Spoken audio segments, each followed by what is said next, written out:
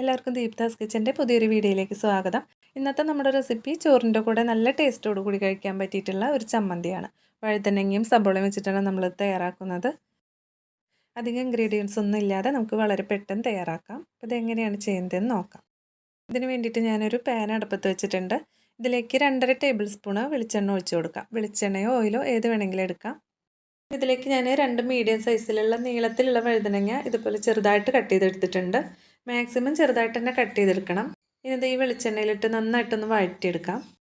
വഴുതനങ്ങ ചേർത്ത് കൊടുക്കുമ്പോൾ എണ്ണ നന്നായിട്ട് ചൂടായതിന് ശേഷം മാത്രം ചേർത്ത് കൊടുത്താൽ മതി. എന്നാലേ വഴുതനങ്ങയൊക്കെ നന്നായിട്ടൊന്ന് മൊരിഞ്ഞ് കിട്ടുള്ളൂ. അധികം താമസമൊന്നുമില്ല. ഏകദേശം ഒരു 3-4 മിനിറ്റ് കൊണ്ട് തന്നെ വഴുതനങ്ങയൊക്കെ ഇവിടെ റെഡി ആയിട്ടുണ്ട്. ഇതുപോലെ ഒന്ന് അമർത്തി കൊടുത്ത് ഇതിൽ കൂടുതലുള്ള എണ്ണയൊക്കെ നമുക്ക് ഈ പാനിലേക്ക് തന്നെ എടുക്കാം. ഇതിലേക്ക് ഒരു 1/2 ടേബിൾ സ്പൂൺ കൂടി വെളിച്ചെണ്ണ ഞാൻ ഒഴിച്ച് കൊടുത്തിട്ടുണ്ട്. പിന്നെ ഇതിലേക്ക് കുറച്ച് കറിവേപ്പില ചേർത്ത് കൊടുക്കാം. കറിവേപ്പില നന്നായിട്ടൊന്ന് മൂത്ത് വരട്ടെ. ഈ ഒരു സമയത്ത് ഇതിലേക്ക് ഒരു 6 അല്ലിയോളം വെളുത്തുള്ളി ചതച്ചെടുത്തിട്ടുള്ളതാണ്. ഇതും കൂടി ചേർക്കാം. ഇതോടൊപ്പം തന്നെ ഒരു 8-9 ചുവന്നുള്ളി എടുത്തിട്ടുണ്ട്. ഇതും കൂടി ഇതിലേക്ക് ചതച്ചിട്ട് ചേർത്ത് കൊടുക്കാം.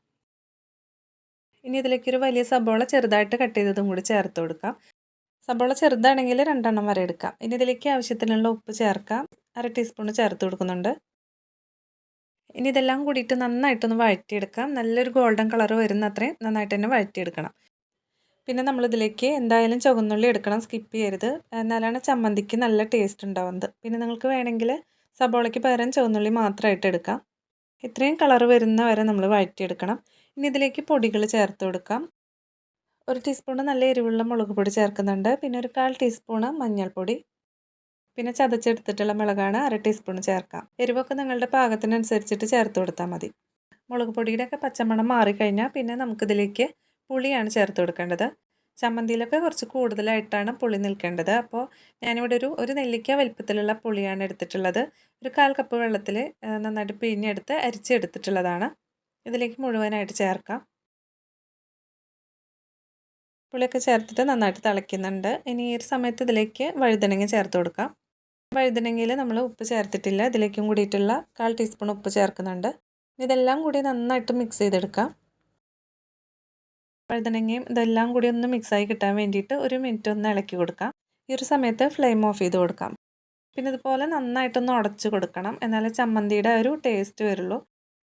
ഞാൻ ചമ്മന്തി ഈ ഒരു കട്ടിയിലാണ് എടുക്കുന്നത്. നിങ്ങൾക്കിതിലും കുറച്ച് ലൂസായിട്ടാണ് വേണ്ടതെങ്കിൽ കുറച്ച് ചൂടുവെള്ളം ഒഴിച്ച് കൊടുത്തിട്ടൊന്ന് ലൂസാക്കിയിട്ടും എടുക്കാം. ഇത്രയേ ഉള്ളൂ. നമ്മുടെ വഴുതനങ്ങ ചമ്മന്തി ഇവിടെ റെഡി ആയിട്ടുണ്ട്. തീർച്ചയായിട്ടും നിങ്ങൾക്കിത് ഇഷ്ടപ്പെടാതിരിക്കില്ല. ചോറിൻ്റെ കൂടെ വേറെ കറികളുടെ ഒന്നും ആവശ്യമില്ല. അത്രയ്ക്ക് ടേസ്റ്റാണ്. അപ്പോൾ ഈ ഒരു റെസിപ്പി എല്ലാവരും ഒന്ന് തയ്യാറാക്കി നോക്കണം. വീഡിയോ ഇഷ്ടപ്പെടുകയാണെങ്കിൽ ലൈക്ക് ചെയ്യാനും സബ്സ്ക്രൈബ് ചെയ്യാനും നിങ്ങളുടെ അഭിപ്രായങ്ങളൊക്കെ കമൻറ്റിലൂടെ അറിയിക്കാനും മറക്കരുത്. വീണ്ടും അടുത്തൊരു വീഡിയോ ആയിട്ട് കാണാം. താങ്ക്